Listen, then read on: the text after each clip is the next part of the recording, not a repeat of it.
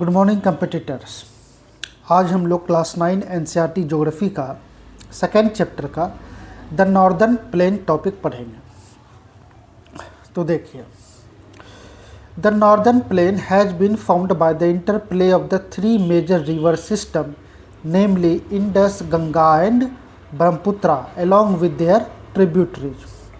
तो northern plain जो है, ये प्लेन किधर किधर हो गया? तो नॉर्दर्न प्लेन जो है इंडस, गंगा, ब्रह्मपुत्रा रिवर के जो ट्रिब्यूटरी से जो एक प्लेन बना है, जो फील्ड बना है, उसको हम लोग कहते हैं नॉर्दर्न प्लेन। तो गंगा, इंडस और ब्रह्मपुत्रा किधर बहती है आप लोग को पता ही होगा। अब आगे पढ़ते हैं। This plain is found of alluvial soil. ये तीनों प्लेन, सिर्फ गंगा की बात नहीं हो रही है, इंडस का भी प्लेन, गंगा का भी प्लेन और ब्रह्मपुत्रा का भी प्लेन, ये सब जो है एलुवियल सॉइल बनाई है। एलुवियल सॉइल हो गया कि माउंटेन से जो जब रिवर नीचे की तरफ फ्लो होती है तो अपने साथ कंकर पत्थर लेके आती है, तो वो फ्रिक्शन से, इरोजन से वो फाइन पार्टिकल्स में चेंज हो जाती है और भी बहुत सारा मिनरल्स उसमें मिलते जाता है, तो काफ़ी फर्टाइल हो जाती है, सॉइल टाइप का उसका टेक्सचर आ जाता है और उसमें एग्रीकल्चर प्रोडक्टिविटी काफ़ी हाई होती है। ठीक है, तो वही होता है alluvial soil. The deposition of alluvium is a vast basin lying at the foothills of the Himalayas over millions of years form this fertile plain. तो ये आज की कहानी नहीं है, ये हजारों साल से ये बेसिन तैयार हुआ है। It spreads over an area of 7 lakh square kilometre, the plain being about 2400 km long and 240 to 320 km broad is a densely populated physiographic division। अब समझिए, यहाँ पे बताया जा रहा है कि ये देखिए, इंडस रिवर ये हो गया, इधर से बह रहा है, गंगा यहाँ से निकली, इधर आके बे ऑफ बंगाल में यहाँ के मिल गई, और कौन था? ब्रह्मपुत्रा। ब्रह्मपुत्रा देखिए इधर से आई, यहाँ दिहांग रिवर के पास, यहाँ जो है अरुणाचल प्रदेश में इंटर की और फिर आसाम होते हुए यहाँ गिर गई। तो ये पूरा एकदम यहाँ से ले के ये पाकिस्तान होते हुए भी ऐसे करके उत्तर प्रदेश होते हुए यहाँ तक ये जो प्लेन जो बन रहा है, रिवर प्लेन, इसको ही कहते हैं हम लोग नॉर्दर्न प्लेन। ठीक है, तो ये इंडस रिवर का प्लेन हो गया, इसके ट्रिब्यूटरी यहाँ देखिए झेलम, चेनाब, रावी, सतलज, ये सब से जो दोआब यहाँ पे बन रहा है, जो रीजन बन रहा है, जो प्लेन बन रहा है, ये सब भी इंडस का प्लेन हो गया।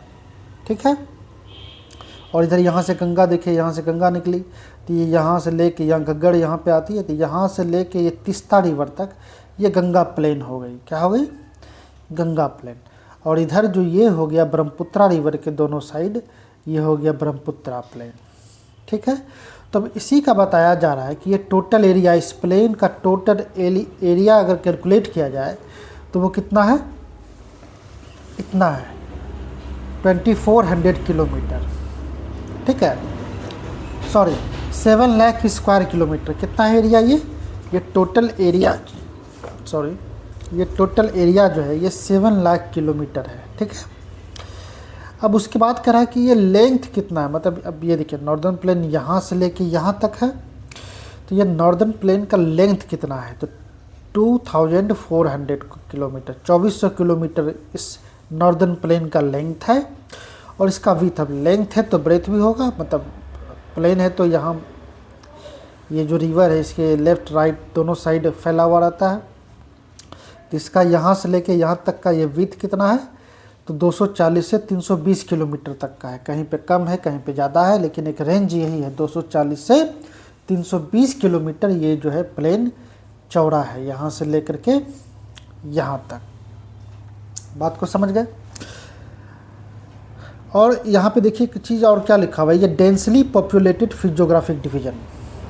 तो पुराने समय से ही, हज़ारों साल से, मानव लोग को जहाँ आसानी से पानी मिल जाएगा, जल मिल जाएगा पीने के लिए, और खाने के लिए मिल जाएगा, रहने के लिए शेल्टर मिल जाएगा, खाने के लिए फल फूल मिल जाता था। हम लोग को पता है कि पहले ह्यूमन जो है वो फूड गैदरर्स थे, खाना को जमा करते थे, खाते थे। तो जहाँ खाना का और पानी का जो है अवेलेबिलिटी ज़्यादा होगा, संभावना ज़्यादा होगा, वहीं लोग ज़्यादा बसेंगे। तो शुरुआत से ही लोग नदियाँ किनारे जो है बसते गए, इसलिए ये काफ़ी पॉपुलेटेड रीजन भी है और काफ़ी एग्रीकल्चर रीजन भी है। ठीक है। The rivers coming from northern mountains are involve in depositional work in the lower course due to gentle slope. The velocity of the river decreases, which results in the formation of riverine islands. अब कह रहा है कि river जो ये northern plain में जो आ रही है माउंटेन से, जो नीचे की तरफ फ्लो हो रही है, तो ये एक डिपोजिशन का काम करती है, अपने साथ कंकर पत्थर और भी बहुत सारी चीज़ें लेके आती है। अब हाइट से नीचे आ रही तो पूरा फ्लो में आती है, तेज फ्लो में, तो सब कुछ अपने साथ लेते आती है। लेकिन जैसे ही ये नीचे की तरफ आती है, सरफेस पर आती है, तो इसका स्पीड काफ़ी स्लो हो जाता है, काफ़ी कम हो जाता है। तो ये अब उन सारी चीज़ों को अपने साथ लेके बहुत दूर तक नहीं जा सकती है, तो ये धीरे धीरे वहीं पे जमा करते जाती है। तो इसे डिपोजिशन होते रहता है, वहाँ पे जमा होने लगता है और उसी से कुछ समय बाद एक प्लेन तैयार हो जाता है। जो काफ़ी रफ था पहले, अब वो एक प्लेन चिकना सा सपाटा सा बन जाता है।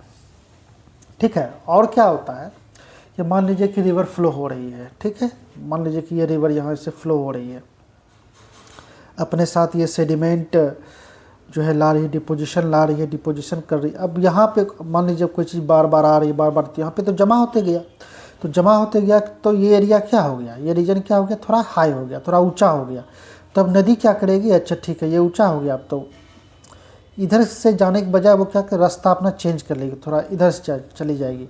इधर भी अगर ऊंचा हो गया तो कभी उधर ढाल हो गया तो उधर से चली जाएगी। तो इस प्रोसेस में ही बीच वाला जो हाई हो गया था, जिसका एल्टीट्यूड, जो रीजन थोड़ा ऊंचा हो गया था, वो एक आइलैंड तरह का हो जाता है कि दोनों तरफ से नदी का स्ट्रीम और बीच में वो सूखा हुआ थोड़ा ऊंचा सा प्लेस। तो इसको हम लोग रिवरीन आइलैंड कहते हैं। और इंडिया में बहुत सारा ऐसा आइलैंड है, जैसे मजूली है, ब्रह्मपुत्रा रिवर में है, उमानंदा भी ब्रह्मपुत्रा रिवर में एक आइलैंड है, लोछारा हुगली नदी में है, भवानी कृष्णा नदी में है, और एक मूरो आइलैंड है केरल में कलाडा रिवर पे। ये सब फेमस आइलैंड है, रिवरीन आइलैंड, जिसमें कि मजूली जो है ये वर्ल्ड का सबसे बड़ा रिवरीन आइलैंड है और इनहेबिटेड भी है, मतलब वर्ल्ड्स लार्जेस्ट इनहेबिटेड रिवरीन आइलैंड है, मतलब जहाँ लोग रह रहे हैं घर बना के। ठीक है, वैसा आइलैंड भी है, सबसे बड़ा रिवरीन आइलैंड है। ठीक है। अब देखिए यहाँ पे डू यू नो में दिया भी हुआ है, तो ये काफ़ी इम्पोर्टेंट है। बीपीएससी के एग्ज़ाम में मजूली से रिलेटेड क्वेश्चन कई बार देखने के लिए मिला है। हो सकता है कि ये सारे टर्म भी इम्पोर्टेंट है कि इसका एरिया कितना है, 7 लाख स्क्वायर किलोमीटर, लेंथ कितना है 2400 किलोमीटर लगभग अबाउट में है, विथ कितना है। तो ये सारी चीज़ें भी आप नोट डाउन कर लीजिएगा एक पॉइंट के तौर पे, क्योंकि बीपीएससी ऐसा डेटा फैक्चुअल क्वेश्चन भी पूछते रहती है, तो आपको ये भी याद रहना चाहिए। अब है the northern plain is broadly divided into 3 sections. हाँ, ये देखिए क्या है, the rivers in their lower course split into numerous channels due to the deposition of silt. These channels are known as distributaries.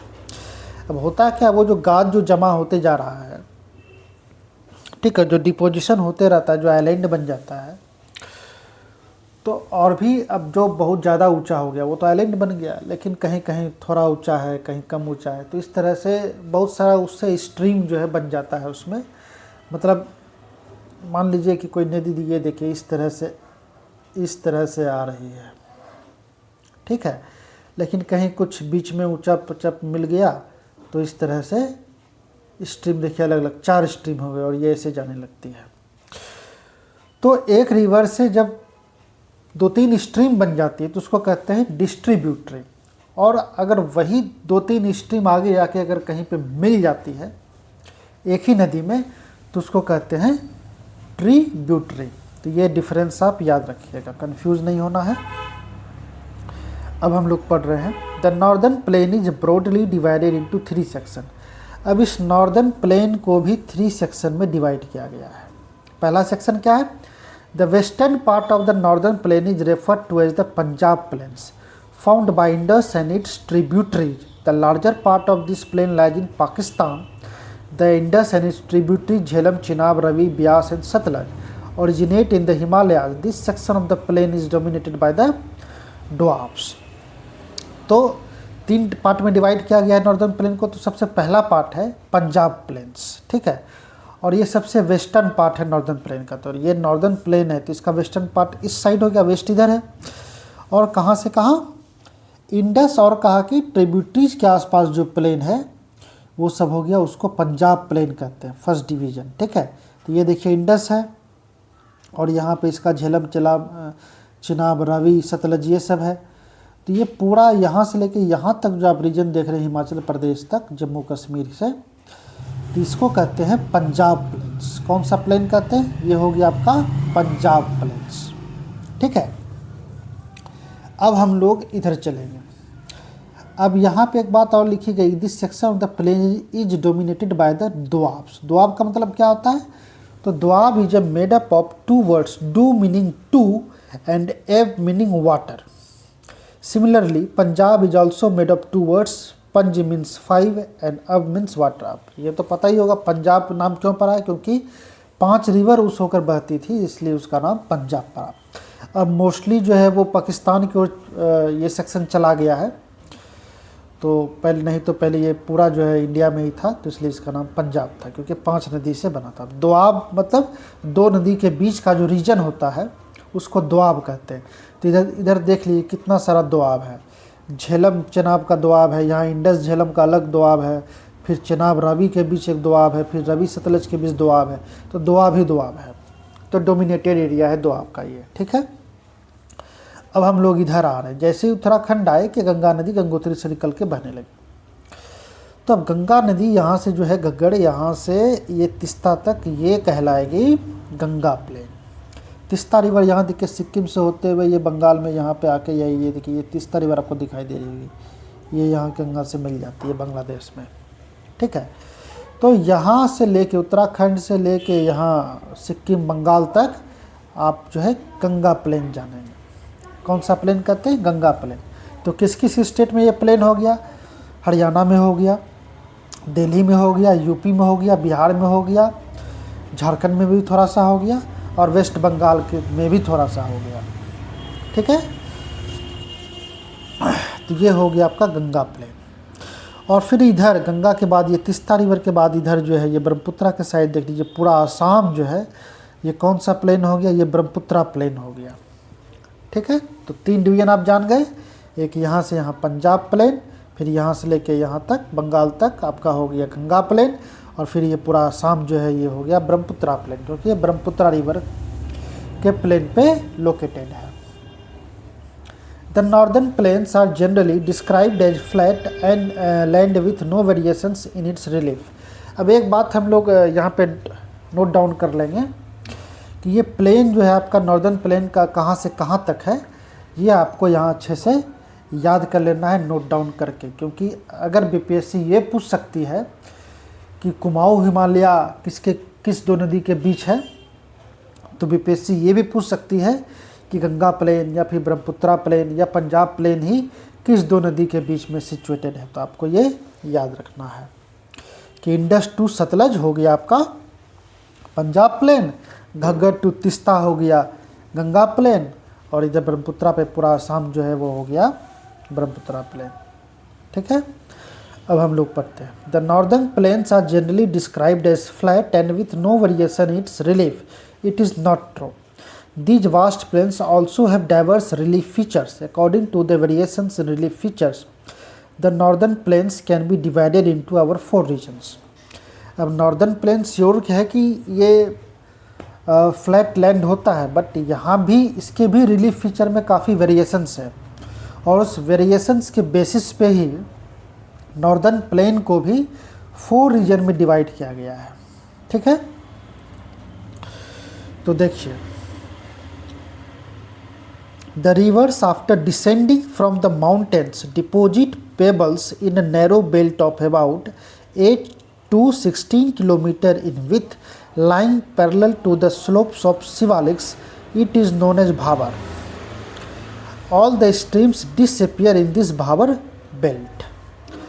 अब है क्या, मान लीजिए कि ये इस तरह से देखिए कि ये माउंटेन का स्लोप है। अब नदी यहाँ से नीचे की ओर इस तरह से आ रही है। अब ये माउंटेन स्लोप है, मतलब हिली रीजन है, स्टोनी एरिया है, तो बहुत सा अपने साथ बहुत सारे बड़े बड़े स्टोन को भी अपने साथ नीचे की तरफ लेते आते। तो ये सारा स्टोन जो आ रहा है, यहाँ पे तो फ्लो तेज है तो इसके साथ में बह के आ रहा है, लेकिन जैसे ही यहाँ नीचे स्लोप पे, यहाँ फुट हिल्स पे एकदम नीचे आया यहाँ पे, अब यहाँ से आगे ले जाने का ताकत इस नदी के अंदर, इसके फ्लो के अंदर नहीं बचा। तो ये सब यहीं पे जमा हो गया, बड़ा बड़ा पत्थर टाइप का जो है यहाँ पे बहुत सारा जमा हो गया। और इसका क्या है विथ, कितना से कितना किलोमीटर तक, इसका विथ है अबाउट 18 to 16 किलोमीटर। बहुत दिन तक होते रहा, तो यहाँ से लेकर मान लीजिए कि यहाँ तक पूरा पत्थर ही पत्थर जमा हो गया। तो जैसे ही नदी यहाँ पे आती है नीचे, कि यहाँ इसके नीचे चले, क्योंकि पत्थर इसके ऊपर तो बन नहीं सकती, क्योंकि पत्थर के बीच में काफ़ी गैप होता है, तो इसलिए यहाँ पे ये अंडरग्राउंड हो जाती है, मतलब यहाँ पे रिवर जो है वो डिसअपीयर हो जाती है। उसके बाद जब ये रीजन ख़त्म होता है, तो इस रीजन को जहाँ पे नदी डिसअपीयर हो गई, ये जो बड़ा बड़ा चट्टान था, जो बड़ा बड़ा पत्थर यहाँ पे जमा हो गया था, स्टोन जमा हो गया था, इसको हम लोग कहते हैं भाबर रीजन। क्या कहते हैं? भाबर रीजन। उसके बाद जैसे ही ये रीजन भाबर ख़त्म हुआ, पत्थर वत्थर का साइज छोटा हो गया या बहुत छोटा हो गया, उसके बाद एक रीजन आता है जहाँ पे नदी फिर से वापस नज़र आने लगती है, और उसके बहुत सारा स्ट्रीम भी बन जाता है।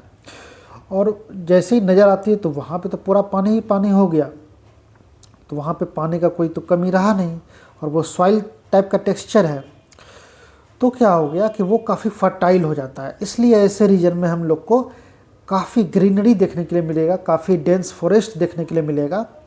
आप ऐसा ही एक यूपी में एक दुधवा नेशनल पार्क है, उसका बेस्ट एग्जाम्पल है।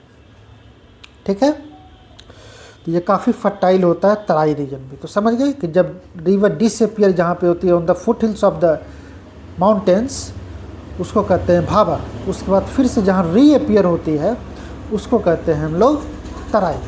आप लोग को एक फ़ोटो स्क्रीन पे दिख रहा होगा, वहाँ पे डिफरेंस अच्छे से दिया हुआ है कि भाबर का साइज़ क्या होता है और तराई का क्या होता है, खादर का क्या होता है और बांगर का क्या होता है। हम लोग सब धीरे धीरे जानेंगे।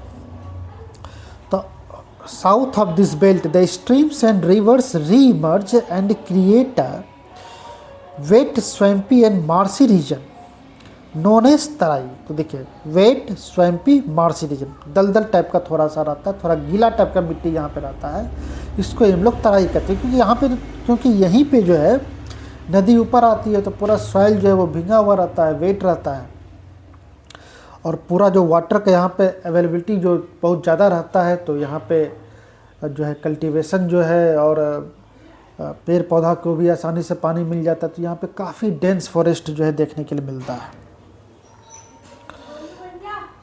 अब एक मिनट, अब आगे हम लोग चलते हैं। द लार्जेस्ट, ये आप लोग नोट कर लीजिएगा, Dudhwa national park in this region UP. तो ये दुधवा नेशनल पार्क किस स्टेट में पड़ता है? यूपी में पड़ता है। अगर ये क्वेश्चन अगर बीपीएससी ने पूछ लिया कि Dudhwa national park lies in which region of the northern plane, option में रहेगा भाबर, तराई, भांगर, खादर, तो आपको टिक करना है तराई रीजन। ठीक है। The largest part of the northern plain is formed of older alluvium. It lies above the flood plains of the rivers and presents a terrace like feature. This part is known as bhangar. The soil in this region contains calcareous deposits locally known as कंकड़. The newer younger deposits of the flood plains are called khadar. These are renewed almost every year and so are fertile, thus ideal for intensive agriculture. अब हम लोग भांगर और खादर के बीच difference को समझते हैं। भांगर क्या है कि मान लीजिए कि तराई के बाद फिर नदी आगे की ओर बहती है, तो इसके साथ बहुत सारा गाद जो है वो आ रहा होता है, मतलब सेडिमेंट आ रहा होता है, पेबल्स आ रहा होता है, बहुत सारा सॉइल, बहुत सारा मिनरल्स आ रहा होता है। ठीक है, तो वो एक प्लेन जो डिपोजिशन जो होते रहता है, तो एक प्लेन टाइप का रिलीफ फीचर बन जाता है। तो वहाँ पे ये फैलते जाता है, फैलते जाता है, फैलते जाता है, ठीक है, जमा होते जाता है। तो शुरुआत में ये भी काफ़ी फर्टाइल होता है, यहाँ भी काफ़ी कल्टीवेशन हो जाता है।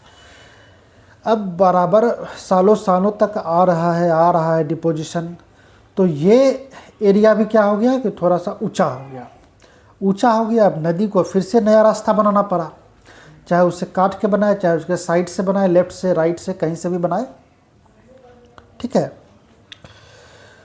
तो अब नदी जो है दूसरे रास्ते से बहने लगी। अब इस रास्ते में जो है फ्लड आना बंद हो गया, पानी आना बंद हो गया, क्योंकि ये ऊंचा हो गया। तो ये सूखते जाता है, सूखते जाता है, मतलब ये बस बारिश के पानी से ही वेट होता है, नहीं तो ये अक्सर सूखा ही रहता है, ठीक है। तो ज़्यादा सूखा हो जाने की वजह से इसमें दरारें आ जाती है, थोड़ा कंकड़ टाइप का ये बनने लगता है। आप इस एक चीज़, एक डिफरेंस और समझ सकते हैं कि आप कहीं पे भी अगर आपको भांगर दिखेगा, भांगर सॉइल, तो आप मतलब बड़ा बड़ा टुकड़ा टाइप से दिखेगा, आप उसको उठा के कुछ लिख भी सकते हैं, जैसे चौक से लिखते हैं ना, तो उसी तरह का। और इसमें थोड़ा कैल्शियस डिपॉजिट ज़्यादा होता है, इसमें कैल्शियम का जो है परसेंटेज थोड़ा हाई आता है। और क्या है, तो एक नॉर्मल डिफरेंस समझ सकते हैं कि नदी से दूर जहाँ अब बाढ़ नहीं आती है, पहले आती थी, वहाँ पहले नदी बहती थी, अब वहाँ नहीं बह रही है, तो वो हो गया भांगर।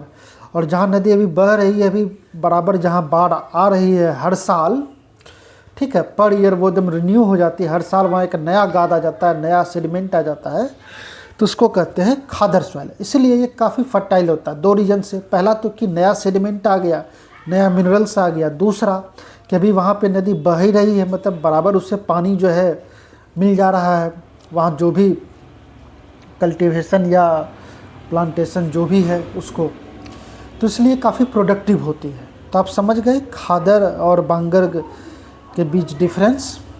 Thank you. अब हम लोग नेक्स्ट क्लास में पेनिनसुलर प्लेट्यू के बारे में डिटेल से पढ़ेंगे।